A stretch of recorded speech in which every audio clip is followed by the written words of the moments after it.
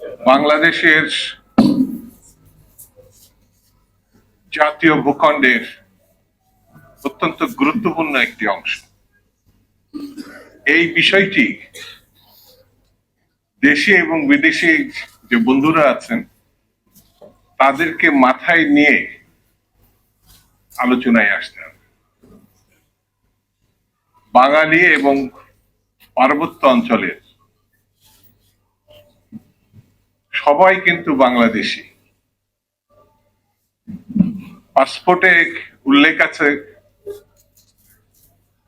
আপনি বাঙালি না বাংলাদেশি হিসাবে।